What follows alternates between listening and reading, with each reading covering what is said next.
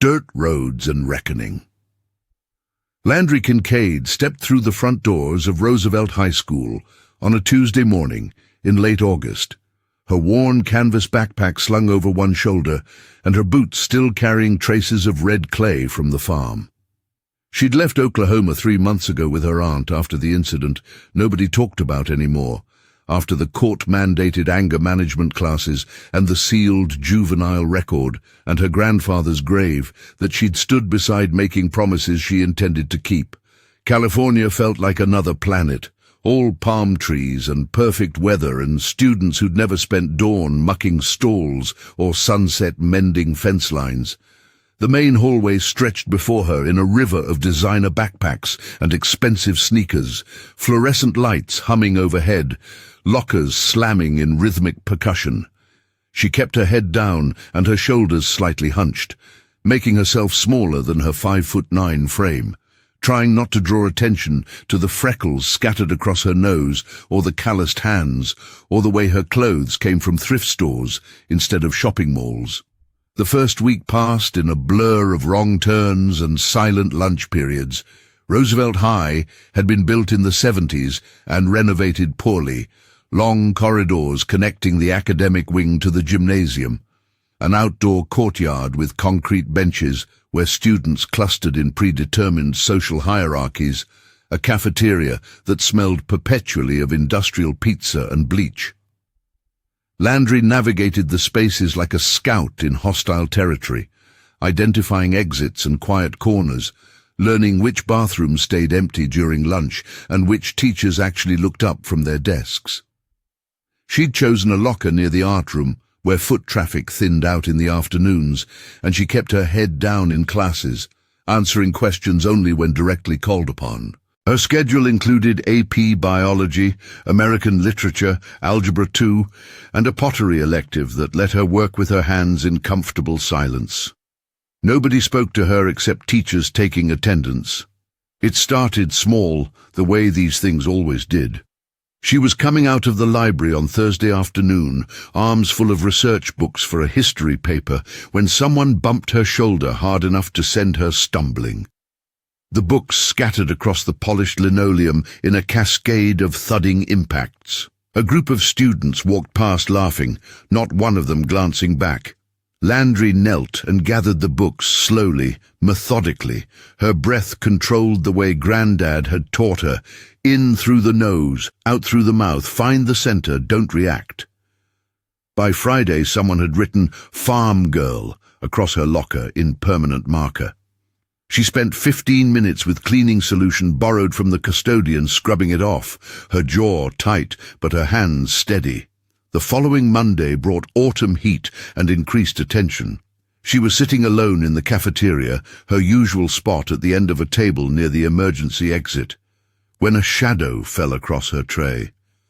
3 students stood there, 2 girls flanking a tall boy with expensive highlights in his dark hair and a Letterman jacket proclaiming him varsity basketball. His name was Breckin Walsh, and she'd learned quickly that Roosevelt High School revolved around students like him the way planets orbit stars. His father owned half the commercial real estate in town and sat on the school board. His older brother had graduated as valedictorian before becoming some kind of tech entrepreneur, and Breckin himself moved through the hallways with the confidence of someone who'd never been told no in his life. "You're in Jenna's spot," he said, his voice carrying that particular tone of amused contempt that came from never having to fear consequences. Landry looked up slowly, her hazel eyes meeting his for just a moment before dropping back to her lunch. "Didn't see any names," she replied quietly, already gathering her things. "I'm telling you now." He leaned forward, hands braced on the table edge. "Farm Girl." The nickname landed like a brand, and she heard snickers ripple outward from nearby tables. Students who'd been absorbed in their own conversations turned to watch, sensing entertainment. Landry stood without another word, carried her half-eaten lunch to the trash, and walked out through the side doors into the courtyard. Behind her, laughter followed like smoke. She found an empty bench near the art building and finished her sandwich there, staring at the hedge of oleander bushes that separated the school grounds from the parking lot, thinking about Oklahoma red dirt and her grandfather's weathered hands teaching her to tape her knuckles, thinking about the promise she'd made and why it mattered. Her right hand flexed unconsciously, muscle memory wanting to form a proper fist, wanting to remember the stance and the hip rotation and the way to put your whole body behind a cross. She stopped herself, flattened her palm against her thigh, and breathed. That afternoon, someone knocked her backpack off the bench in the hallway between classes. Wednesday, her locker wouldn't open because someone had jammed gum in the mechanism. Friday, she found her biology textbook missing from her bag. She located it eventually in the trash can outside the gymnasium. Each incident was small enough to seem like accident or coincidence, but the pattern was unmistakable. She'd seen this before, back in Oklahoma at her old high school, before she'd done something about it in a way that left one boy with a broken collarbone and a separated shoulder, and her standing in front of a family court judge, listening to lectures about disproportionate response and anger management. That had been the end of her junior MMA career at 15, the end of competition that had given her purpose, the beginning of understanding that her training came with responsibilities she'd violated. The second week intensified. Brecken had two constant companions who orbited him like moons, Tristan Cole, whose family money came from vineyards up north and who had the calculated cruelty of someone who'd learned to survive by never being the weakest in any room, and Madison Frey, whose perfect features and sharper personality made her queen of Roosevelt High's social hierarchy. They'd apparently decided that Landry's quiet nature signaled weakness rather than restraint. Tuesday morning, Tristan accidentally dumped his coffee on her jacket in the main hallway. She stood there with brown liquid dripping off the canvas while students streamed past, phones emerging from pockets to capture the moment. She peeled the jacket off without comment, balled it up, and walked to her first class in just her t-shirt, feeling 50 sets of eyes tracking her movement like prey animals watching a predator decide whether to give chase. At lunch that day, Madison sat down directly across from her at the otherwise empty table. "You know everyone thinks you're weird, right?" she said conversationally, examining her manicured nails. "Like, aggressively weird. You dress like a homeless person, you smell like a barn, and you've got about as much personality as a fence post." Landry chewed her sandwich slowly, not looking up. Back home, she'd learned to read livestock, a horse's ear position, a cow's weight distribution before it decided to kick, the way a spooked animal telegraphed its intentions. Madison was broadcasting aggression as clearly as any barn animal, all bristling posture and eyes locked on target. But Landry wasn't going to engage. She couldn't afford to. "Are you even listening to me?" Madison's voice rose slightly, drawing attention from nearby tables. "God, you're like a zombie. Do you even speak?" Landry finished her sandwich, wiped her hands on a napkin and stood without a word. She walked away while Madison's laughter echoed behind her, sharp and performative. In the bathroom, she locked herself in a stall and stood there breathing through the familiar cocktail of humiliation and fury, her hands shaking slightly before she controlled them. She counted to 100 in Spanish, the way her grandfather had taught her, focusing on the numbers, the pronunciation, the rhythm that pushed emotion down into a locked box.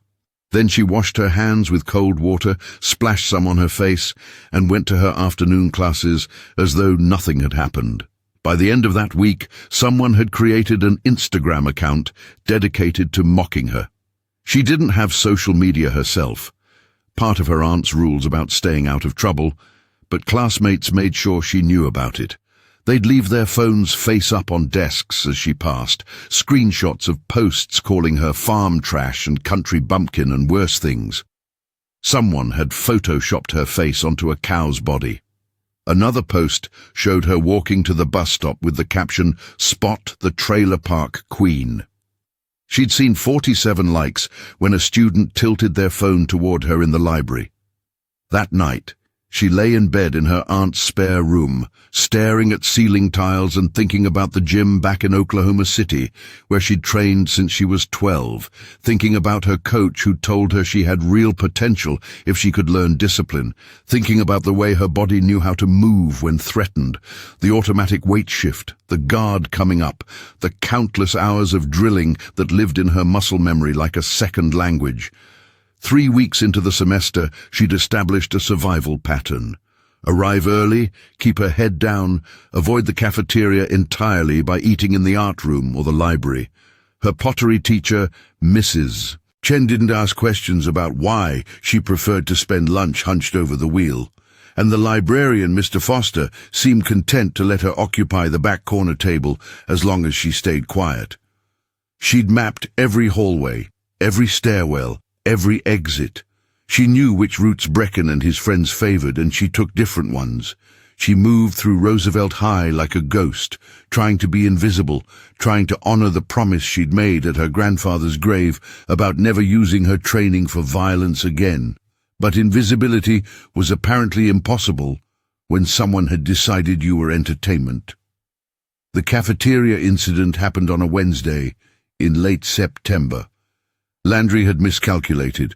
Her afternoon class had been cancelled, and she'd thought the cafeteria would be nearly empty. She was wrong. She just sat down with her lunch when Brecken's whole group descended like a thunderstorm. Before she could gather her things, Tristan had snatched her paper bag and was rifling through it while Madison blocked her path to the exit. "Oh my God, what is this?" Tristan held up her sandwich like it was radioactive. "Is this... Did you make this yourself? It's like actual homemade food." His tone made it sound like disease. "Give it back," Landry said quietly, standing.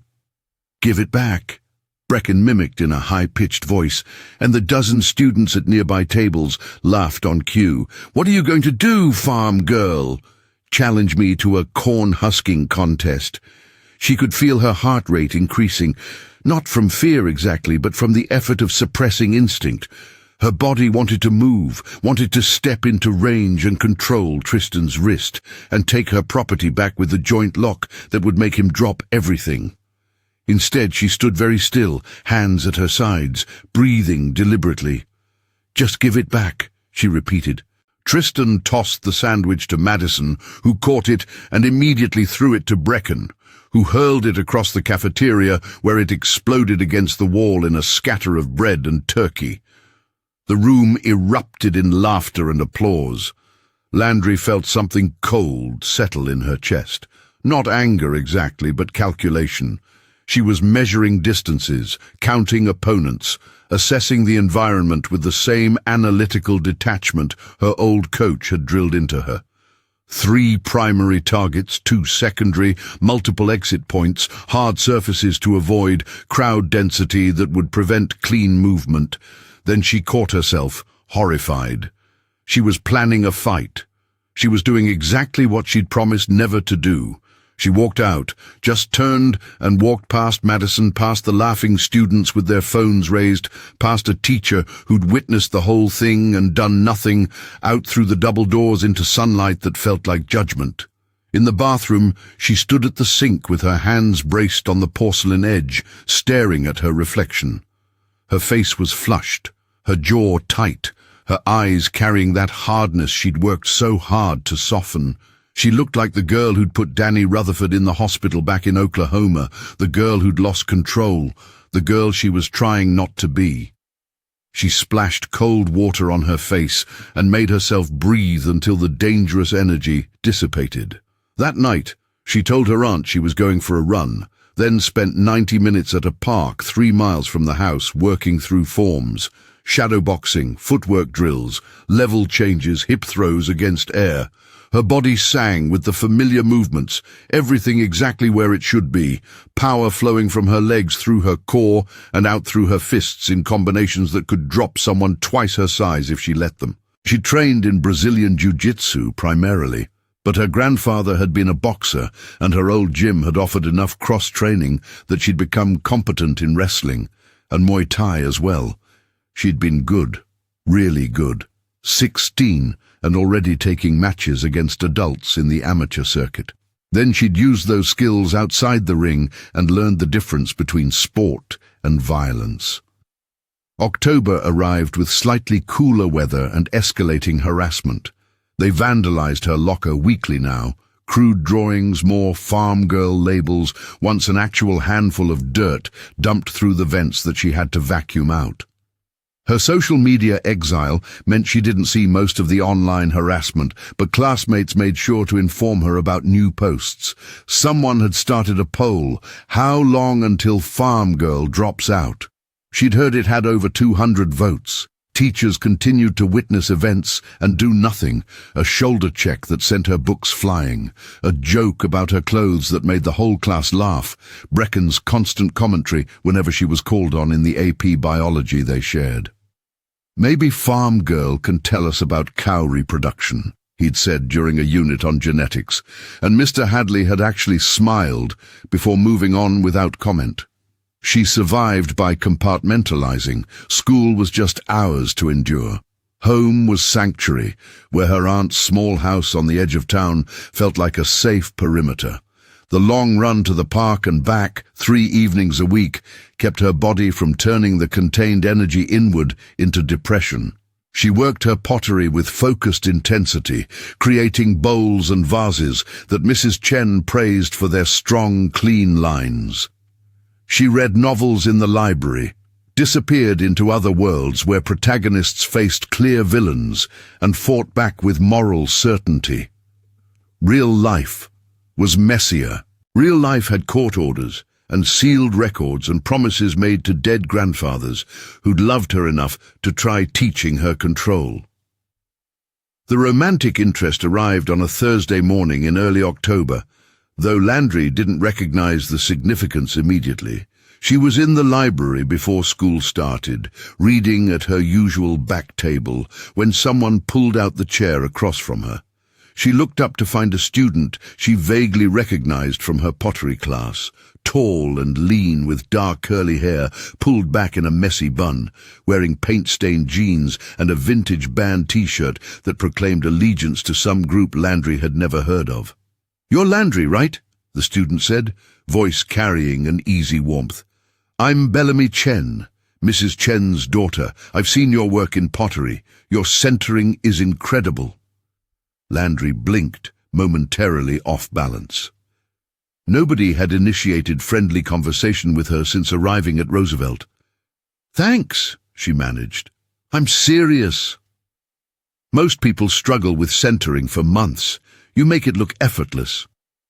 Bellamy leaned back in the chair, completely at ease. "Where'd you learn?" "My grandfather taught me, back in Oklahoma." The words emerged cautiously, testing whether this was set up for another joke. Oklahoma. That explains the excellent cow-tipping technique I've heard so much about. Bellamy's expression remained completely deadpan for 3 seconds before breaking into a grin. "That's a joke, a bad one. Sorry, Madison and her crew are assholes. I wanted you to know not everyone here is like that." Something in Landry's chest loosened slightly. "Why are you telling me this?" "Because I've been watching you handle their garbage with more grace than they deserve, and I figured you could use one person who isn't actively terrible." Bellamy shrugged. "Also because anyone who can throw a bowl that clean has got to be interesting beyond the surface-level farm girl persona they've assigned you." They talked for 20 minutes before the first bell rang, about pottery techniques, about the differences between Oklahoma and California, about Bellamy's passion for photography and plans to study art in college. The conversation felt like water after a drought, reminding Landry that normal social interaction existed beyond harassment and isolation. When they parted ways, Bellamy said, "Let's do this again. Maybe lunch sometime if you can stomach the cafeteria politics." Landry found herself smiling for the first time in weeks. The friendship developed in the careful way of people testing whether trust is warranted. They started having lunch together in the library, Bellamy bringing food from home, and Landry gradually doing the same. Bellamy was easy to talk to, genuinely interested in Landry's background, never pressing when certain topics created visible tension, willing to carry conversation when Landry struggled with words. She learned that Bellamy was fiercely independent, that she'd grown up splitting time between her mother's house here and her father's place in San Francisco, that she'd been taking photography seriously for years and had a portfolio full of stark black and white images capturing the strange beauty of suburban California. She didn't run with the popular crowds, but wasn't exactly unpopular either. She existed in that middle space of students who were interesting enough to be respected, but too individualistic to care about social hierarchy. "You know, Brecken asked me out last year," Bellamy mentioned casually one lunch period in mid-October. "I told him I wasn't interested, and he spent 2 weeks making sure everyone knew I was undateable. It blew over eventually, but he's got a real problem with rejection." Landry processed this information. "He's got a problem with not being in control." "Exactly." Bellamy looked at her with something like appreciation. "Most people don't see that. They just see the money and the looks and the basketball stats. But underneath, he's desperately insecure, which makes him dangerous." That was the same day Brecken noticed the friendship. He and his group were leaving the library just as Landry and Bellamy were settling in for lunch, and Landry saw the moment of recognition cross his face. That predatory calculation that meant he'd identified new leverage. 2 days later, Madison made a point of sitting near them in pottery class, making loud observations about charity cases and people who adopt strays. Bellamy responded by turning the pottery wheel up loud enough to drown her out, but the message was clear. By befriending Landry, Bellamy had painted a target on herself. "You don't have to do this," Landry said quietly after class. "Hang out with me, I mean. It's making things harder for you." Bellamy looked at her like she'd spoken gibberish. "Landry, I'm not friends with you out of charity. I actually like talking to you. If Brecken wants to throw a tantrum about it, that's his problem, not mine." But it became their problem over the following weeks. The harassment that had focused exclusively on Landry now expanded to include Bellamy. Someone wrote "Farm Girl's Pet" on Bellamy's locker. Her photography prints that had been hanging in the art room hallway disappeared, only to resurface torn and scattered across the courtyard. When they ate lunch together in the library, students would drift past, making animal noises or stage whispering insults. Tristan started a rumor that they were dating, which sparked another round of social media posts Landry only heard about second-hand. She felt guilt gnawing at her. This confident, talented person was suffering because of association with her. But Bellamy seemed unbothered, or at least determined not to show if she was. "I've dealt with worse," she said when Landry apologized for the 10th time. "My parents got divorced pretty ugly when I was 13. There was a whole year where kids thought it was hilarious to make jokes about my family. I survived. This is just Brecken being Brecken." They were in the courtyard one afternoon in late October, sitting on a bench near the oleander bushes, when Bellamy asked the question Landry had been dreading. "So what's your deal, actually?" "And don't say you don't have one. Nobody moves as carefully as you do unless they're carrying something heavy." Landry stared at the concrete path in front of them. A leaf skittered past on the October breeze. "I had some trouble at my old school. Got into a fight. It went too far." "How far?" "Hospital far. Court order far. Sealed record and mandatory anger management far." Bellamy absorbed this without visible reaction. "Were you defending yourself?" "Yeah." Landry's jaw tightened. "This guy had been harassing me for months. shoving me, calling me names, the usual garbage. One day he shoved me into a locker and I didn't stop when I should have. He grabbed my arm and I just reacted. Broke his collarbone, separated his shoulder. He fell and hit his head, had a concussion. Jesus. I'd been training since I was 12. Brazilian jiu-jitsu mostly, some boxing, some wrestling. My grandfather taught me self-defense, but I ended up getting good enough to compete. Amateur MMA circuit. I was winning matches against adults by the time I was 15. She finally looked at Bellamy. The court called it disproportionate response. Said I used excessive force. My coach had to testify about my training level. The judge said I should have known better, that with my skills I could have controlled the situation without hurting him that badly. What did you say? That he was right. That I lost control. That it wouldn't happen again. Landry's voice went flat. My grandfather died 2 weeks after the hearing, heart attack. Before he died, I promised him I'd never use my training like that again, that I'd find another way. Bellamy was quiet for a long moment. So that's why you don't fight back now, with Brecken and everyone. I can't. I made a promise, and the court order says any violent incident before I turn 18 means I go to juvenile detention. I've got 8 months until my birthday. She laughed without humor. 8 months of being a punching bag. Landry! Bellamy's voice carried sudden intensity. You know there's a difference between defending yourself and going too far, right?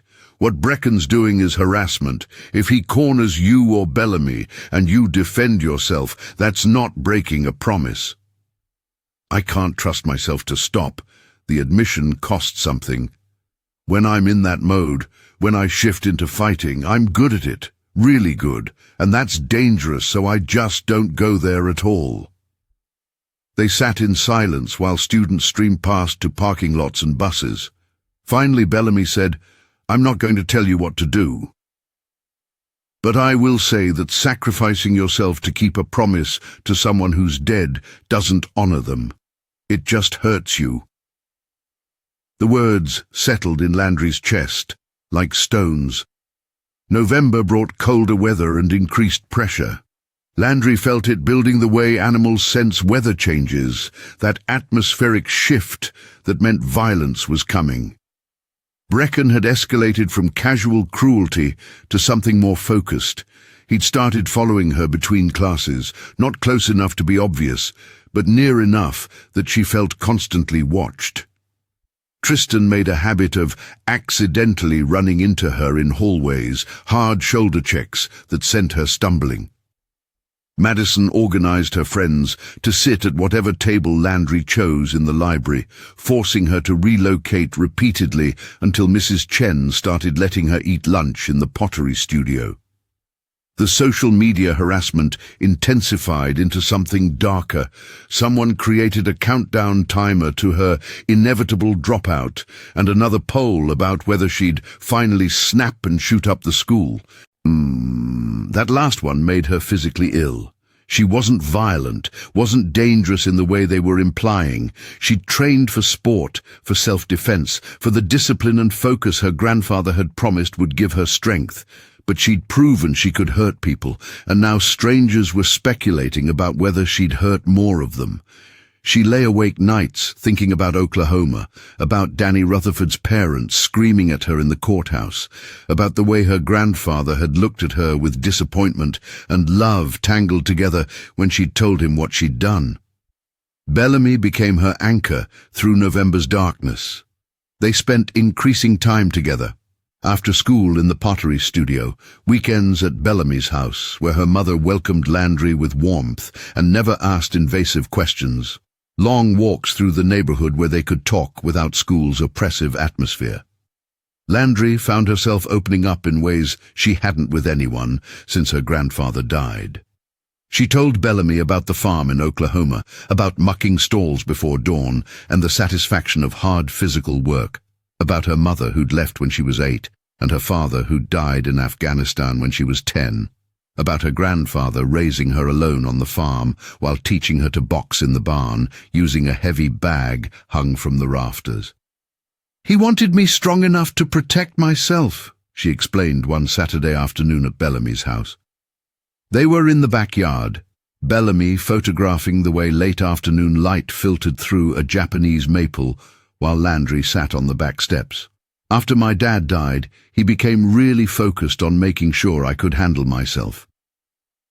But he also drilled into me that strength without discipline was just violence. That the point of training wasn't to hurt people, but to understand how not to need to. Sounds like a good man. He was. Which is why breaking my promise to him feels like betraying him all over again. Bellamy lowered her camera and came to sit beside her. You didn't break it. You're keeping it every day by not retaliating. Doesn't feel like enough. They sat in comfortable silence while the light faded to gold and then amber.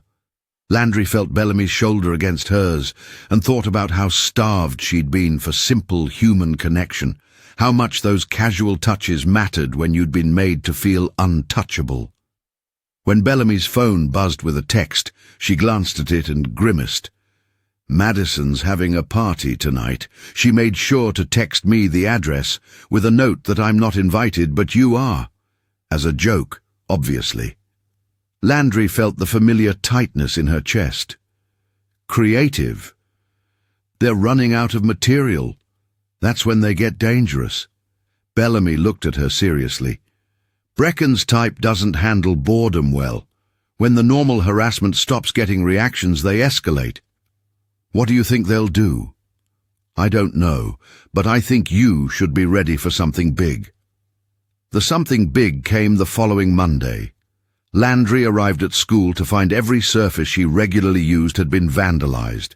Her locker, the pottery studio workspace, her usual library table, even her assigned desk in AP Biology, all covered in crude drawings and insults. But worse was the cafeteria. Someone had taken the time over the weekend to create a massive banner that hung from the ceiling in the center of the room. Farm girl, back to the barn, where you belong, with a badly drawn image of a cow with Landry's face. The cafeteria erupted in laughter when she walked in for lunch, dozens of phones emerging to capture her reaction.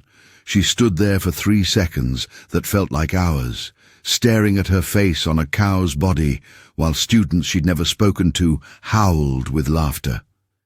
Then she turned and walked out with her spine straight and her face blank, refusing to give them more material. She made it to the bathroom before her hands started shaking, before the rage she'd been containing for months threatened to surge out of the locked box where she kept it.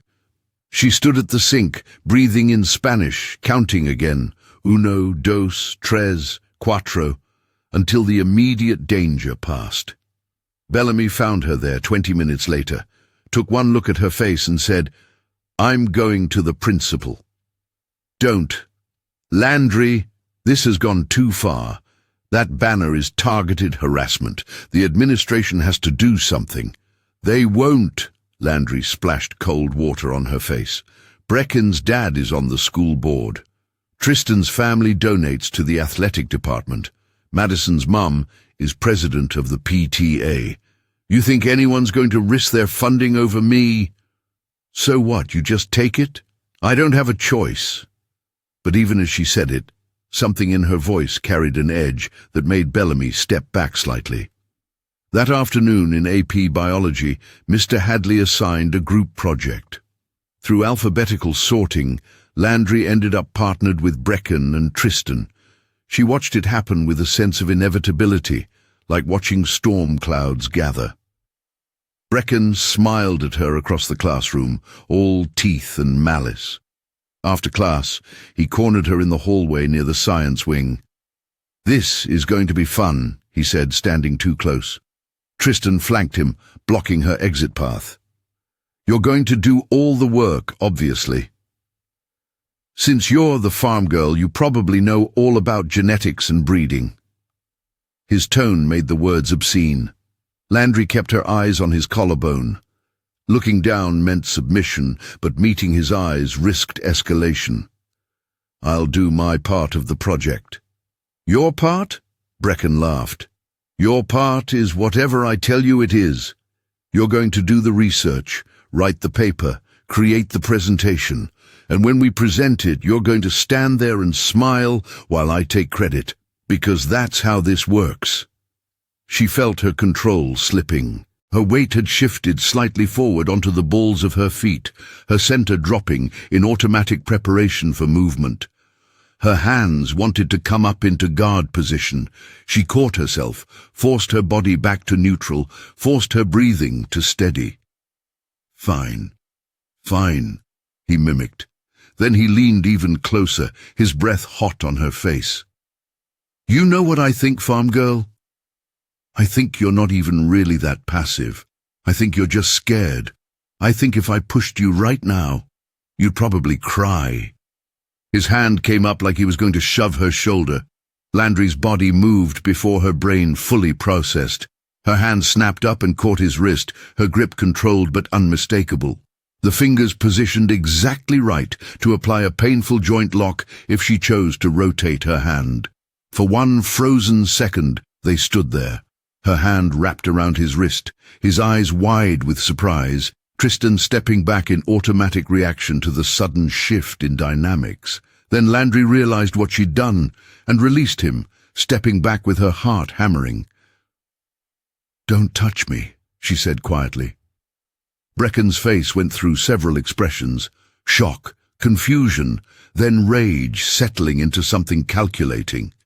He rubbed his wrist slowly, staring at her. What the hell was that? Nothing. Just don't touch me.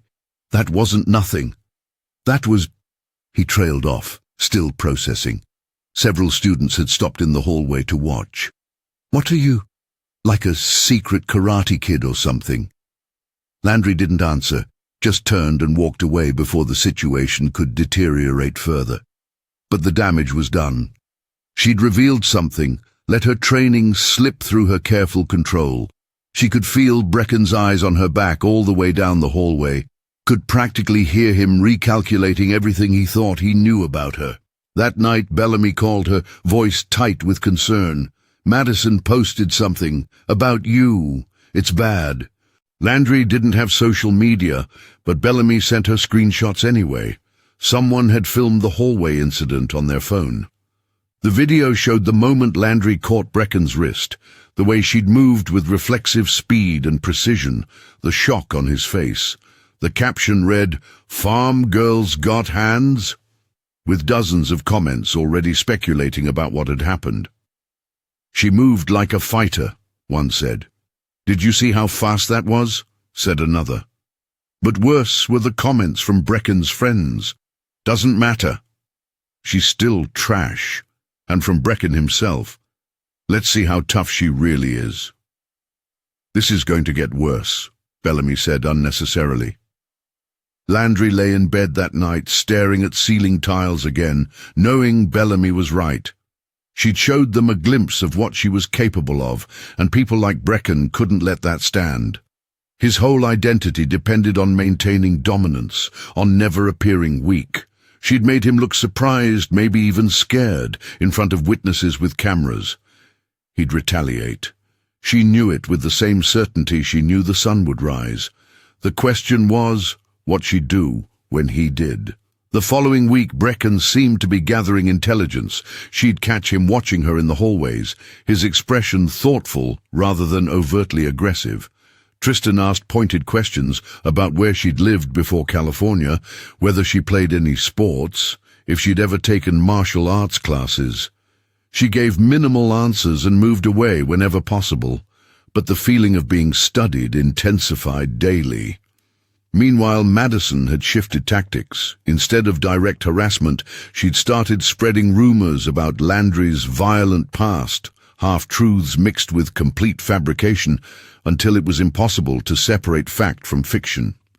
Students whispered about her in hallways. Teachers started watching her more carefully during class. Bellamy became more protective, walking with Landry between classes, sitting closer in the library, making her presence known as buffer and witness. "They're planning something," she said on Thursday afternoon. They were in the pottery studio after school. Landry throwing a bowl, while Bellamy sat on a nearby stool, editing photographs on her laptop. I can feel it. They're building up to something. I know. What are you going to do? Landry kept her hand steady on the clay, centering it with practiced precision. The wheel hummed underneath her fingers.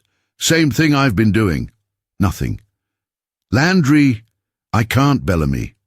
You know I can't. But her voice lacked conviction even to her own ears. She was tired, so desperately tired of being afraid, of walking on eggshells, of containing rage that wanted out like a caged animal. The promise to her grandfather felt both sacred and unbearable. 8 more months until her 18th birthday. 8 more months until the court order expired. Could she survive 8 more months? That weekend she broke down and went to the park, not just for a run, but for serious training. She'd been avoiding it, scared that working her skills would make the temptation to use them stronger, but she needed the release. She spent 2 hours drilling techniques, working through combinations that had once been second nature, finding her body still remembered everything despite months of suppression, her hands taped properly for the first time since Oklahoma, her footwork clean and balanced, her breathing synchronized with movement in the rhythm her grandfather had taught her. She worked until sweat soaked her clothes and her muscles burned, and the dangerous energy had burned down to manageable coals. Walking home in twilight, she felt someone fall into step beside her. She turned ready to run, and found Bellamy holding up both hands in surrender. "Sorry, didn't mean to startle you. I was driving by and saw you. Thought you might want company for the walk home." They walked in silence for several blocks, before Bellamy said, "You looked different in the park, like a completely different person. That's who I'm trying not to be." "Maybe you're trying not to be the wrong parts of her." Bellamy's voice was gentle but firm. "The part of you that can fight doesn't make you violent.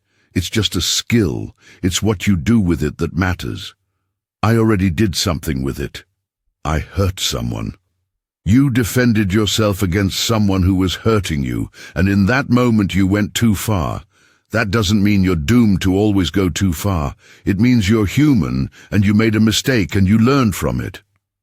Bellamy stopped walking, forcing Landry to stop too. But refusing to ever defend yourself again isn't balance. It's just a different kind of extreme. Landry wanted to argue but couldn't find the words. They walked the rest of the way to her aunt's house in contemplative quiet. The incident that changed everything happened on a Wednesday in late November, 3 weeks before Christmas break. Bellamy and Landry were leaving the library after lunch, heading to their respective afternoon classes, when Brecken's group intercepted them in the main hallway. The timing was perfect. Between class periods, maximum foot traffic, plenty of witnesses. Brecken stood directly in their path with Tristan and Madison flanking him, and behind them another 4 or 5 students whose names Landry didn't know, but whose hostile expressions made their allegiances clear. "Farm girl," Brecken said, his voice carrying that dangerous lightness that preceded violence. "We need to talk about the biology project." "Not now." Landry tried to step around them, but Madison moved to block her. "Actually, yes now. See, I don't think you understand the situation. You think you're special because you grabbed my wrist one time. But you're not special. You're trash, and I'm going to prove it." He pulled out his phone, held it up so she could see the screen. It showed a photograph of Bellamy's house. "This is where your little girlfriend lives, right? Nice place. Be a shame if something happened to it." Landry felt ice slide down her spine. "You're threatening her. I'm just saying it would be a shame. You know, if someone spray-painted her mom's car, or broke all those camera lenses I know she keeps in her room, or maybe shared some really embarrassing photos of her that I definitely don't have." His smile was reptilian. "Of course, none of that has to happen.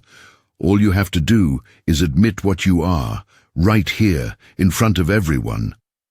"Admit what?" That you're nobody. That you're worthless farm trash who doesn't belong here. Say it. His voice rose. Say, I'm worthless trash, and I'll leave Bellamy alone. Otherwise... He shrugged. The hallway had gone silent. 50 students watching, phones emerging from pockets, sensing entertainment. Landry felt Bellamy tense beside her, felt her own heart rate spike, felt the familiar adrenaline starting to flood her system. She looked at Brecken's face, at the cruelty there, the entitlement, the absolute certainty that he'd won. She looked at the students watching, most with expressions of uncomfortable fascination, some few with guilt or pity, none willing to intervene. She looked at Bellamy, whose jaw was set, and whose hand had found Landry's, and whose presence was the only thing keeping Landry from making a terrible decision right then. Leave her out of this, Landry said quietly. Then say it. I'm waiting. Brecken's phone was up, recording now. Say you're worthless trash, and I'll post this video so everyone knows you finally admitted the truth. Then we're done. Landry opened her mouth, closed it. Felt something shift inside her chest. Some weight that had been pressing down for months suddenly lifting, making space for something else. Rage, yes, but also clarity. Cold, focused clarity that she'd felt in the ring before big matches. That state of mind where everything slowed down and she could see 3 moves ahead. She thought about her grandfather, who taught her strength wasn't just about fighting, but also about knowing when to fight. She thought about Bellamy, who'd stood beside her when no one else would. She thought about 8 more months of this, of being a punching bag, of letting people like Brecken define her. She thought about the promise she'd made at her grandfather's grave, and for the first time really examined it. She'd promised never to use her training for violence, but was defending herself violence? Was protecting someone she cared about violence? Or was letting herself and Bellamy be victimized, just another kind of violence, the slow kind, the internal kind, the kind that killed spirit instead of body? No, she said. The word dropped into silence like a stone into still water. Brecken blinked. What? No. I'm not saying it. I'm not worthless, and you know it. Her voice was quiet, but it carried. You want to threaten Bellamy? Go ahead. But nothing you do changes the fact that you're a bully and a coward who needs his daddy's money and his friends to feel powerful. Brecken's face went through several shades of red. You're going to regret that. Probably. But I'm done being scared of you. Madison stepped forward. You think you're tough because you caught him off guard once? That was luck. You're nothing. Maybe. Landry's eyes never left Brecken. But I'm not going to stand here and take abuse anymore. You want to keep this up? Fine, but I'm not playing victim. The shift in atmosphere was palpable. Students who'd been watching with entertained detachment were now leaning forward, sensing the dynamics had changed. Brecken looked genuinely shocked. Whatever response he'd expected, calm defiance wasn't it. Tristan put a hand on Brecken's shoulder like he was restraining a dog. You're going to regret this, Brecken repeated, but his voice had lost some of its certainty. You have no idea what I can do, and you have no idea what I can do. But maybe you're about to find out. The words left Landry's mouth before her brain fully approved them. Too late now. The warning was issued. Bellamy squeezed her hand hard and pulled her away, through the crowd that parted somewhat reluctantly, down the hallway while whispers erupted behind them. In the bathroom, Bellamy turned on her with wild eyes. What the hell was that? I don't know. Landry's hands were shaking now, adrenaline catching up. I couldn't do it anymore. I couldn't stand there and let him win. He's going to come after you. Really come after you now. I know. Landry splashed cold water on her face. I know. But Bellamy, I was dying. That slow death where you disappear piece by piece. I can't do that anymore. So, what now? Now I wait for him to make his move. And when he does... She met Bellamy's eyes in the mirror. I'll handle it. Handle it how? However I have to. The tension in school for the rest of that day felt like electricity before a lightning strike. Students kept glancing at Landry in hallways. Brecken and his group had vanished after the confrontation, regrouping, probably planning. Teachers seemed to sense something had shifted, but nobody asked questions. By final bell, Landry felt wound so tight she might shatter. Bellamy walked her to the bus stop and made her promise to text when she got home. That night, her aunt noticed something was wrong. You all right, sweetheart? You seemed tense. Landry wanted to unload everything, the months of harassment, the threat to Bellamy, the confrontation, the decision she'd made to stop being passive. But what could her aunt do except worry? Just school stuff, it's fine. Her aunt studied her with eyes that saw too much. Your grandfather used to get that look. Right before he'd have to make a hard decision. Whatever you're dealing with, remember he taught you strength, but he also taught you judgment, trust both. That night, Landry couldn't sleep. She lay in bed running scenarios, preparing mentally for whatever Brecken would do. He couldn't let the hallway confrontation stand. His whole social position depended on never backing down, never looking weak. He'd retaliate, probably publicly. Probably soon. She needed to be ready, not to start a fight, but to finish one if it came to that. She thought about the difference, about where her grandfather's promise actually drew the line. Don't use training for violence, but self-defense wasn't violence, was it? It was protection. It was boundary setting with physical force when all other options were exhausted. She got up at 2 a.m. and re-wrapped her hands properly, taped her knuckles the way her old coach had taught her, put the tape back in her gym bag and kept it there, just in case, just to be ready. Thursday and Friday passed in eerie quiet. Brecken and his group were present but distant, watching her from across cafeterias and hallways, but not approaching. The silence felt more threatening than confrontation. Other students had clearly heard about the hallway incident. Landry caught speculative looks, overheard whispered conversations that went quiet when she approached. Bellamy stuck close, nervous energy radiating off her. They're planning something big, she said Friday afternoon. This quiet isn't natural. I know. Landry, maybe we should go to the administration, tell them about the threats. And say what? That the son of a school board member threatened to vandalize your house, with no proof except my word against his? Landry shook her head. They'd do nothing and Brecken would escalate further. So we just wait? We wait. The attack came the following Monday during lunch period. Landry and Bellamy were in the library at their usual table when Tristan appeared in the doorway. Brecken wants to see you. Outside. Says it's time to settle things. Landry's stomach tightened, but her voice stayed level. Tell him no. Wasn't a request. Either you come out or we come in. He gestured, and 4 more students appeared behind him. Your choice. The librarian, Mr. Foster, was at his desk, but studiously looking at his computer screen, performing the same willful blindness every adult at Roosevelt High had perfected. Bellamy stood quickly. We're going to the office. Really? Tristan's smile was ugly. So you can tell them what? That Brecken wants to talk to Farm Girl? That's not against any rules, but running to administrators. He pulled out his phone, showed them a photo that made Bellamy gasp. It was her photography portfolio, the physical prints she'd kept in a portfolio case in the art room. The photo showed them scattered on concrete, some torn, some stomped, all ruined. Would be a shame if more of your stuff got destroyed.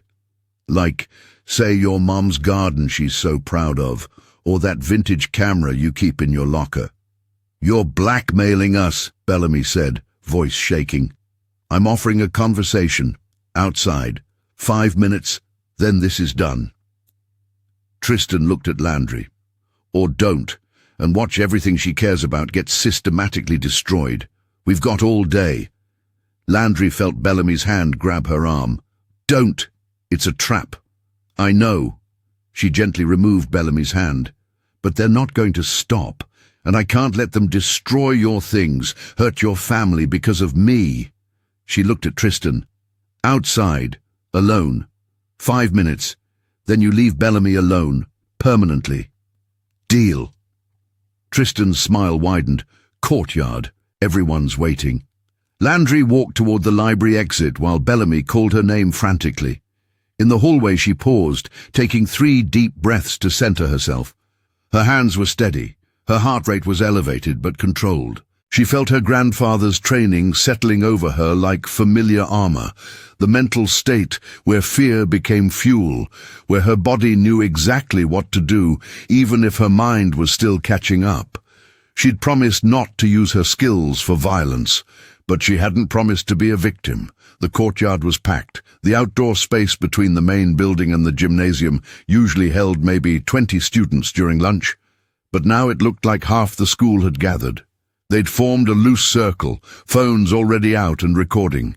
In the center stood Brecken, flanked by Tristan and Madison and 6 other students whose names Landry didn't know. Behind them, more students were still arriving, drawn by the promise of entertainment. Landry walked through the crowd to the circle's center. The autumn sun was bright overhead, warm for December, casting sharp shadows. She could smell someone's lunch, tacos from the cafeteria. And underneath that the faint scent of cut grass from the athletic fields. Every detail felt heightened, crystalline, combat awareness settling into place.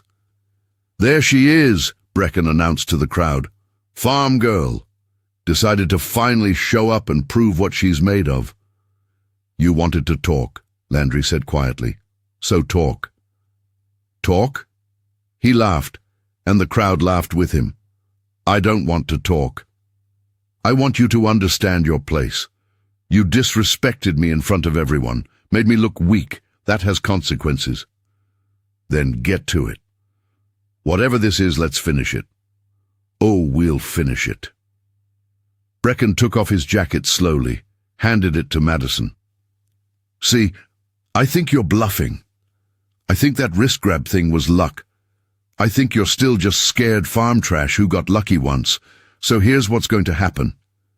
You're going to apologize to me, right here, in front of everyone. You're going to beg my forgiveness, and then you're going to leave Roosevelt High and never come back. No. Then I'm going to make you." He stepped forward, hands loose at his sides. "And when you're on the ground crying, everyone's going to know what you really are. Nothing." Landry felt the moment stretch out, felt time dilate the way it had before big matches. She could see everything. Brecken's weight distribution slightly too far forward, aggressive but unbalanced. Tristan and the others positioning themselves to grab her if she tried to run. Madison filming on her phone with visible glee. The crowd pressing closer, bloodlust building, and there, pushing through the back, Bellamy, her face tight with fear but coming anyway. "Last chance," Brecken said. "Apologize." Landry let out a long breath. Thought about her grandfather's hands taping her knuckles in the barn, his voice explaining that strength without control was just violence, but that refusing to use strength when necessary was cowardice in disguise.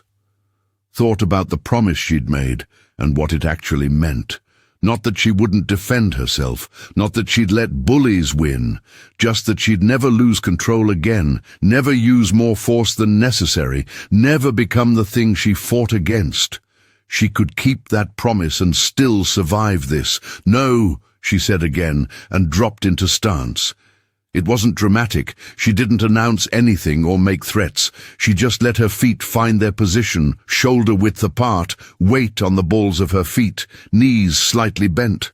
Her hands came up loose and ready, not clenched in fists, but open and alive, her chin tucked. Her breathing dropped into the combat rhythm, in through the nose, out through the mouth, slow and controlled. and her eyes locked on Brecken with the flat focus of someone who'd stopped being afraid. The crowd's noise dropped to murmurs. Someone said, "Holy shit," very clearly. Brecken hesitated, confusion crossing his face.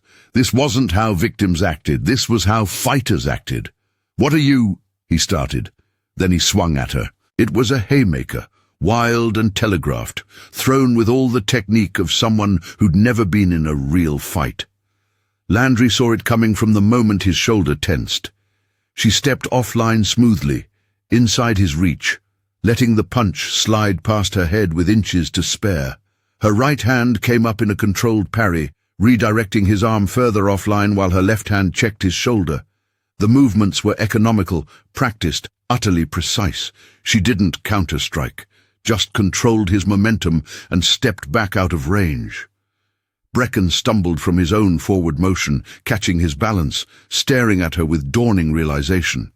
The crowd had gone completely silent. "Don't do this," Landry said quietly. "Just walk away." Instead, he came at her again, this time trying to tackle her. It was better strategy, but still amateur. His head up, arms wide, no level change. Landry sprawled instinctively, hips back, chest down on his shoulder, her hands already swimming for underhooks. She felt him strain against her, trying to drive forward with his legs, but she had perfect defensive wrestling posture, and all his strength went nowhere. She yanked on his head with her right arm, pulling him off balance, then circled out to his side and away. He fell to his hands and knees on the concrete. She was 3 feet distant before he'd even processed what happened. The crowd exploded in noise. Gasps, shouts, someone yelling, "She's actually trained!" Landry kept her breathing controlled, her stance ready, her mind clear.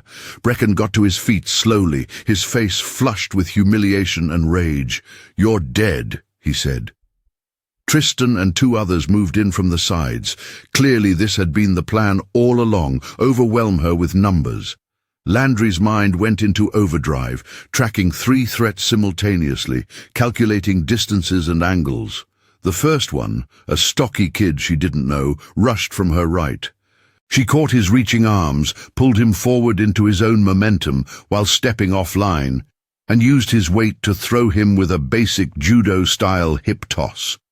He hit the concrete hard but safely, more shocked than injured. The second one hesitated just long enough for Landry to pivot to face him.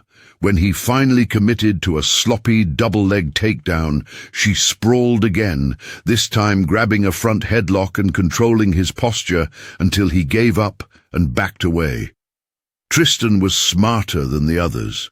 He circled carefully, hands up in a boxer's guard that suggested actual training. When he threw a jab, it was quick and proper. She had to slip it instead of just parrying. His cross followed immediately, and she bobbed under it, feeling the air pressure as it passed over her head. He was testing her, seeing what she could do. She didn't engage, just moved laterally, maintaining distance, not committing to any exchanges. He threw a kick at her lead leg, not Muay Thai but not terrible, and she checked it with her shin, the impact solid but controlled. "You've trained," he said, surprise evident. "Walk away," she repeated. Instead, Brecken grabbed her from behind, arms wrapping around her shoulders in a bear hug. Amateur mistake. Landry's training kicked in automatically. She dropped her weight suddenly, slipping down in his grip, while her hands came up to control his elbow positioning. She rotated her shoulder, created space, and then threw her hips back into his midsection while bending forward. Basic wrestling escape. He released her with a grunt, and she spun to face him, hands already back up in guard. The courtyard had become a roar of noise. Students were screaming, pressing closer, phones everywhere, capturing everything. Landry could see Bellamy trying to push through the crowd, could see teachers finally starting to emerge from buildings, drawn by the commotion. She needed to end this before it spiraled further. Brecken charged again, no technique now, just rage. Landry didn't think, body memory took over. She timed his charge perfectly, stepped to the side at the last instant, and used his own momentum to guide him past her. She could have struck him, could have thrown an elbow into his face, a knee into his midsection, could have taken him down hard and finished with any one of a dozen submissions. Instead, she just redirected him and watched him stumble past into Tristan. "Stop," she said, loud enough to cut through the noise. "This is finished." "Not even close." Madison appeared with something in her hand. Pepper spray, Landry realized with cold clarity. This had escalated beyond school fight into actual assault. She was calculating her options when Bellamy broke through the crowd and stepped between them. "Don't you dare," Bellamy said, her voice shaking but firm. She had her phone out, camera active, pointed at Madison. "That's assault with a weapon. I'm recording everything. You use that, and I'm going straight to police." "Move," Madison commanded. "No." Bellamy's hands were trembling, but she didn't back down. "You've already lost. Look around. Everyone saw Landry defend herself. Everyone saw she never threw a punch, never attacked anyone. She just stopped your attacks. But if you use that spray, if you escalate this further, you're the ones committing assault on camera." For a frozen moment, nobody moved. Then a teacher's voice cut through the tension. "Everyone stop. Right now." Principal Rodriguez was pushing through the crowd with Vice Principal Chen and 2 security guards. The circle dissolved into chaos as students scattered or pressed closer depending on personality. Rodriguez took in the scene. Landry in stance, Brecken disheveled and furious, the stocky kid still sitting on the concrete, Bellamy with her phone raised, Madison holding pepper spray. "What the hell is going on here?" Rodriguez's voice carried absolute authority. "She attacked us," Brecken said immediately, pointing at Landry. "She's violent." "She hurt people." "Bullshit." Bellamy's voice rang clear. "I have video. Everyone here has video. They attacked her. Multiple people. She defended herself and never threw a single punch. Check the footage." Rodriguez looked at the crowd. "Someone give me their phone. Now." 3 students immediately volunteered their recordings. Rodriguez watched 30 seconds of footage, and her expression went from angry to grimly satisfied. She turned to Brecken and his group. "My office, immediately, all of you." "But she—" "Office, now, security, escort them." Rodriguez looked at Landry. "You too, and your friend." The crowd parted as security guards led them through. Landry finally let herself drop out of combat stance, her hands lowering, her breathing still controlled but her legs suddenly feeling weak. The adrenaline was starting to ebb, leaving exhaustion in its wake. Bellamy grabbed her hand and squeezed hard. "You were incredible," Bellamy whispered. "I was trying not to hurt anyone." "I know. Everyone knows. They saw." In the principal's office, Rodriguez made them sit in separate areas, Brecken's group on one side, Landry and Bellamy on the other. She called for the school resource officer and started collecting phones to review video footage. While they waited, Landry sat with her hands clasped, processing what had just happened. She'd fought. Actually fought. Used her training in front of witnesses, but she'd done it defensively, with restraint, exactly the way her grandfather had taught her. Never lost control, never used excessive force, just protected herself and stopped attacks. Had she broken her promise? Rodriguez returned after 20 minutes with the school resource officer and a face like thunder. She addressed Brecken first. "I've watched footage from 7 different phones. All of them show the same thing. You and your friends attacked this young woman. She defended herself without ever striking anyone offensively. Multiple witnesses confirm you've been harassing her for months. I also found evidence of threats made against Miss Chen and her family." She turned to the officer. "I want charges filed. Assault, harassment, possibly conspiracy." "What?" Brecken's face went white. "My father—" "Your father can talk to the police. You're suspended pending investigation. All of you." Rodriguez's gaze swept over Tristan and Madison and the others. "Collect your things. You're to leave campus immediately. Parents have been called." She turned to Landry. "Miss Kincaid, I owe you an apology. Multiple teachers reported harassment and nothing was done. That's on me and this administration. I'm sorry." Landry didn't trust her voice, so she just nodded. "However," Rodriguez's tone shifted, "you clearly have significant martial arts training that you didn't disclose. That's not a violation of any rules, but I need to understand the situation. Are you a danger to other students?" "No, ma'am." Landry found her voice. "I trained for years in Brazilian jiu-jitsu and wrestling. I competed in amateur MMA when I was younger, but I never wanted to fight. I've been trying to avoid confrontation all semester." "Why didn't you report the bullying?" "I did. To Mr. Hadley after the cafeteria incident, to Mrs. Chen about locker vandalism, to Mr. Foster about harassment in the library. Nothing happened." Rodriguez winced. "That ends now. I'm implementing new protocols, zero tolerance for harassment, mandatory reporting, and I want to know more about your background, not to punish you, but to understand how to support you moving forward." The conversation lasted another hour. Landry explained her training history, leaving out the incident in Oklahoma that was sealed record and not relevant now. Explained she'd been trying to keep her skills hidden, trying to restart without violence. Rodriguez listened carefully, asked good questions, and ultimately concluded that Landry had acted in clear self-defense with remarkable restraint. "You could have seriously hurt them," Rodriguez said quietly. "Multiple people, with your training level.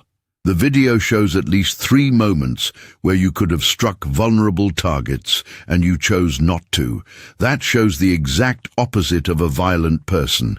That shows discipline." When they were finally released, Bellamy hugged Landry hard in the empty hallway. "Are you okay?" "I don't know." Landry felt strange, hollow but also lighter, like pressure that had been building for months had finally released. "I fought. I used my training. You defended yourself. There's a difference." "Is there?" "I promised my grandfather. You promised not to lose control, not to use excessive force, not to hurt people who didn't deserve it." Bellamy pulled back to look her in the eyes. "Did you do any of that today?" Landry thought about it, about the careful restraint in every movement, the deliberate choice not to strike even when opportunities presented themselves, the way she'd controlled opponents without injuring them. "No, I didn't." "Then you didn't break your promise. You lived up to it." They walked out into afternoon sunlight. The courtyard was empty now, classes back in session, like the last hour had been a fever dream. But Landry could still feel the ghost of her stance, the muscle memory warm in her body, the certainty that she'd made the right choice. Not to be passive, not to be violent, but to defend herself with skill and control and humanity intact. That evening her aunt listened to the full story without interrupting. When Landry finished, her aunt was quiet for a long moment. "Your grandfather would be proud," she finally said. "You think so?" "I know so. He didn't teach you fighting to make you dangerous. He taught you fighting to make you safe. And he taught you control to make you strong. Today you used both exactly the way he intended." Her aunt squeezed her shoulder. "You honored his promise better than hiding would have." Over the next few days, the social dynamics at Roosevelt High shifted like tectonic plates. The video footage had spread beyond school. Multiple versions were now on social media, with hundreds of thousands of views. Comments ranged from amazed, "She handled 3 guys without throwing a punch," to analytical, "That's legit BJJ defense," to supportive, "This is what real self-defense looks like." Landry's anonymity evaporated. Students who'd ignored her for months now wanted to talk, ask questions, hear her story. She handled the attention as minimally as possible, politely declining most conversations. Brecken and his close group didn't return to school. The investigation revealed extensive evidence of harassment. Instagram accounts, text message threads, even financial transactions showing they'd paid students to vandalize Landry's property. Brecken's father tried using his school board position to minimize consequences, but Rodriguez stood firm, backed by video evidence that had gone too viral to suppress. Assault charges were filed, restraining orders issued. By the end of the week, the story had made local news as an example of both school bullying and remarkable self-defense. Bellamy became Landry's shield against the new attention. She ran interference with curious students, politely declined interview requests from local media, and made sure Landry had space to process everything. They spent increasing time together, conversations deepening from friendship into something neither was quite ready to name, but both felt building. "You saved me," Bellamy said one afternoon in the pottery studio. They were the only ones there, working on their respective projects in comfortable silence until Bellamy broke it. "Not just from the pepper spray, from months of watching someone I care about being destroyed. You taught me what courage actually looks like. I was terrified. That's what made it courage, doing the right thing while being terrified." Bellamy's hand stilled on her clay. "I need to tell you something. I've been thinking about it for weeks but wasn't sure how. And maybe this is terrible timing, but also maybe it's perfect timing. I like you, like more than friends like you. Have for a while." Landry's heart did something complicated. "I like you too. But Bellamy, I'm still figuring out who I am. What just happened? It changed things. I can't be that passive person anymore, but I'm also terrified of becoming someone violent. I'm kind of a mess." "Everyone's a mess. That's human." Bellamy smiled. "I'm not asking for perfect. I'm just asking if you want to try figuring this out together." They started dating, though that word felt too small for what developed.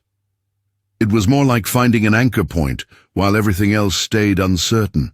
They'd have dinner at Bellamy's house where her mother treated Landry like extended family. They'd walk through neighborhoods talking about futures and dreams and trauma and healing.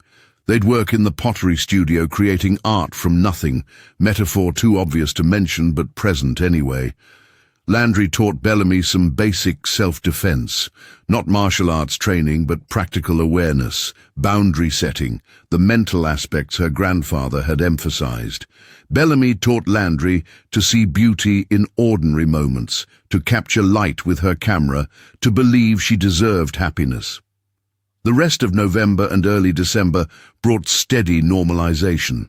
Students still recognized Landry, and some treated her with cautious respect, but the fever pitch of attention gradually faded. She was allowed to be just another student again, though one with a reputation for hidden strength. Teachers who'd previously ignored harassment were noticeably more attentive. Rodriguez implemented the new protocols she'd promised, including mandatory anti-bullying training for staff and a confidential reporting system for students. One Tuesday afternoon in mid-December, Landry was leaving the library when she encountered someone unexpected. Tristan was sitting on a bench near the art building, looking smaller somehow than she remembered. He stood when he saw her. "I wanted to apologize," he said quickly before she could walk past. "For everything. I was a complete asshole. I followed Brecken because it felt safer than being targeted myself, which is a coward's excuse, but it's the truth. You didn't deserve any of what we did." Landry studied him. He looked genuinely remorseful, or at least genuinely uncomfortable. "Why are you telling me this?" "Because I've been going to counseling. The court mandated it, and my therapist said I need to take accountability." He shifted his weight. "But also because it's true. I was wrong.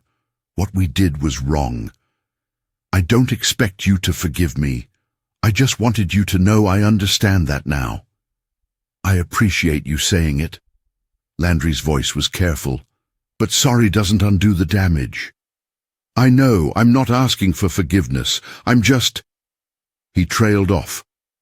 "I'm trying to be better than I was." That's all. She could have held on to anger, could have told him to leave, that his apology meant nothing. But she thought about her grandfather teaching her that holding on to rage was like drinking poison and expecting someone else to die. Thought about the difference between forgiveness and boundaries. "Okay," she said finally. "I accept your apology, but we're not friends. And if you ever harass someone else, I'll know about it." "Fair." He nodded, relief evident. "For what it's worth, you were... the way you handled that fight. You could have destroyed all of us. Everyone knows it, but you didn't. That was more powerful than winning would have been." He walked away before she could respond. Landry stood there processing, eventually continuing toward the bus stop where Bellamy was waiting. When she recounted the conversation, Bellamy's response was characteristically direct. "People can change. Whether they actually will is a different question, but giving them space to try is generous of you. I'm tired of carrying anger around. It's exhausting. That's growth." Bellamy kissed her cheek. "I'm proud of you." The week before Christmas break, Landry had a final meeting with Principal Rodriguez. The investigation was concluded, charges were filed, and Brecken's family had withdrawn him from Roosevelt High entirely, rather than face the ongoing consequences. Madison and several others had accepted plea deals involving community service and mandatory counseling. The video footage had become a case study in self-defense training circles, an example of perfect restraint under pressure. "I want to offer you something," Rodriguez said, sliding a paper across her desk. "We're starting a self-defense club for students. Optional after school, focused on awareness and de-escalation rather than combat. I'd like you to help lead it." Landry read the proposal carefully. "Why me?" "Because you understand something most martial artists don't learn until much later, if ever. That violence should be the last resort, not the first response. That real strength includes knowing when not to use your training." Rodriguez leaned forward. "These students need that lesson, and watching you teach it might be healing for you too." "I'll think about it. That's all I ask." Christmas break passed in needed quiet. Landry spent time with her aunt, helped with holiday preparations, worked through complex feelings about everything that had happened. She called her old coach in Oklahoma City, told him the full story, heard his satisfied response that she'd applied her training exactly right. She visited her grandfather's grave in spirit if not in body, standing in her aunt's backyard and speaking to stars and memory about promises kept and lessons learned. New Year came with Bellamy at her side, watching fireworks from someone's rooftop party they'd been invited to, new social acceptance still strange, but welcome. At midnight, Bellamy kissed her and said, "This year is going to be better. I can feel it." "Maybe," Landry allowed, "or maybe we'll just be better at handling whatever it throws at us." January brought the second semester and substantial changes. The Self-Defense Club became reality, and Landry co-taught it with Rodriguez's support and a local martial arts instructor providing professional guidance. 20 students showed up the first week, 40 by the third. They covered situational awareness, verbal de-escalation, basic boundary setting, and only minimal physical techniques, enough to escape, not to fight. Landry found herself sharing her story with the group, explaining what she'd learned about violence and restraint and the difference between defending yourself and becoming an aggressor. "My grandfather used to say that studying martial arts without studying wisdom makes you dangerous but not strong," she told the group one afternoon. "Strength is knowing you could hurt someone and choosing not to. Strength is defending yourself without losing your humanity. That's harder than any technique." A freshman named Roslyn approached her after class. "I'm being bullied," she said quietly. "Not like what happened to you. Smaller stuff, but it's getting worse. What should I do?" Landry spent an hour talking with her, then connected her with Rodriguez, then followed up over subsequent weeks as the school actually intervened and the bullying stopped. It felt like redemption. taking her own pain and transforming it into protection for others. The club became her purpose beyond just surviving school. She was helping create the environment she'd needed months ago. February brought Valentine's Day, and Bellamy presented her with a photo series she'd been working on for weeks. Black and white images capturing moments of ordinary courage, students standing up to harassment, teachers actively intervening, small acts of kindness in hallways. The final image was Landry in the pottery studio, hands covered in clay, expression focused and peaceful. Underneath, Bellamy had printed, "Strength in stillness, power in restraint." "It's perfect," Landry said, throat tight. "You're perfect." "Well, not actually, but perfectly imperfect in ways that matter." Bellamy smiled. "I love you. I've wanted to say it for weeks, but it felt too big. But I do. Love you." Landry kissed her instead of responding with words, trying to communicate through action what language couldn't quite capture. Later she managed, "I love you too. You saved me as much as I saved you." March brought unexpected closure. The court proceedings concluded with guilty verdicts for assault, harassment, and conspiracy. Brecken received community service, mandatory counseling, and probation that would extend beyond his 18th birthday. More importantly to Landry, he was required to issue a formal apology as part of his sentence. They met in a supervised setting with Rodriguez, both families' lawyers, and a mediator present. Brecken looked different, smaller, younger, like someone had let air out of him. When he spoke, his voice lacked its former confidence. "I'm sorry for everything I did. The harassment, the assault, making your life hell.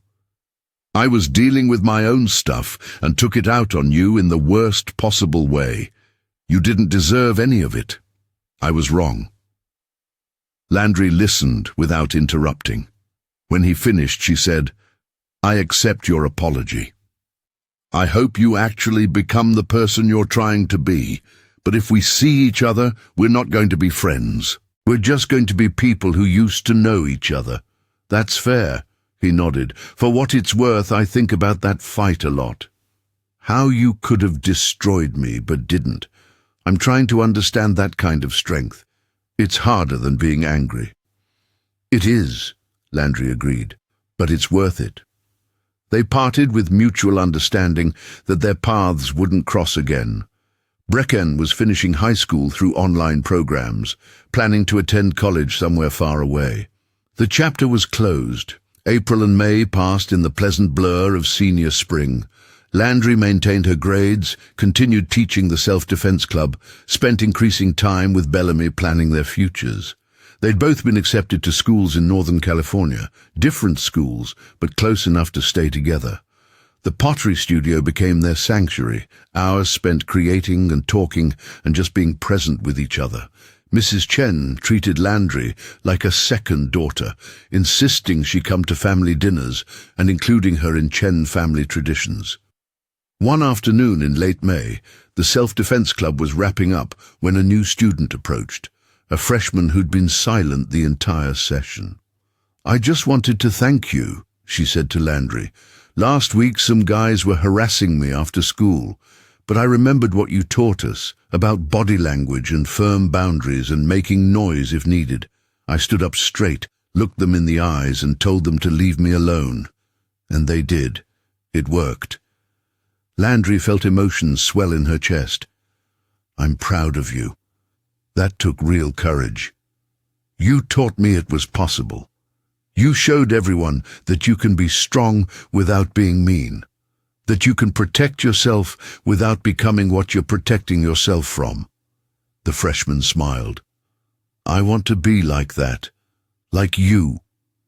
After she left, Bellamy put an arm around Landry's shoulders. "You're changing this place, making it better. We're changing it. You've been helping just as much. Team effort, then." Bellamy kissed her temple. "I love that about us." The final week of school arrived with the strange bittersweetness of endings and beginnings. Landry walked Roosevelt High's hallways one last time, feeling the full weight of transformation. She'd arrived in August as someone hiding from herself, pretending weakness was the same as peace, confusing passivity with safety. She was leaving as someone who understood that strength required both capability and restraint, that defending yourself was different from attacking others, that real courage meant acting despite fear rather than never feeling it. On the last day, she stood in the main hallway where it had started, where Brecken had first called her farm girl, where she'd spent months being invisible. Now, students greeted her warmly, teachers acknowledged her with respect, and she could walk these spaces without fear. Not because she was intimidating, because she'd proven you could be both kind and strong, both gentle and capable, both peaceful and prepared. She met Bellamy at her locker, and they walked out together into June sunshine. In the parking lot they passed a small scene, an older student mocking a freshman near the bike racks. Both Landry and Bellamy stopped. Landry caught the freshman's eye and gave a small nod, a subtle gesture of solidarity. The freshman straightened slightly, found their voice, and told the older student firmly to leave them alone. The bully looked around, noticed Landry watching, and walked away without escalating. "Ripple effect," Bellamy murmured as they continued toward the bus stop. "Everyone can learn it.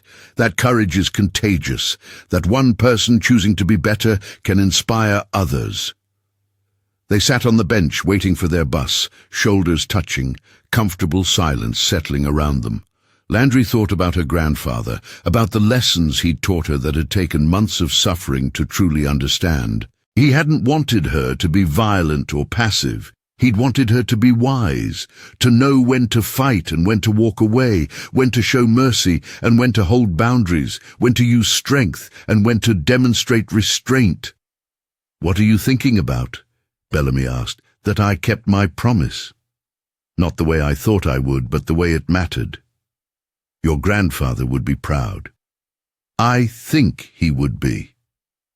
Landry smiled. "I think he'd say I finally understood the lesson." The bus arrived, and they climbed aboard for the last time as Roosevelt High students. Through the window, Landry watched the school recede, that building that had been both prison and proving ground.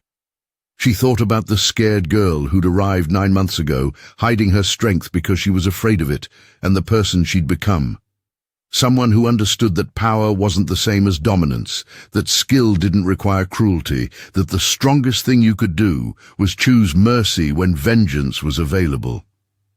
She thought about Brecken, learning that lesson the hard way, about Tristan trying to become better, about the dozens of students in the self-defense club learning that they could protect themselves without losing their humanity, about the freshman who'd stood up to harassment because she'd seen it was possible. Change rippled outward from single moments of courage.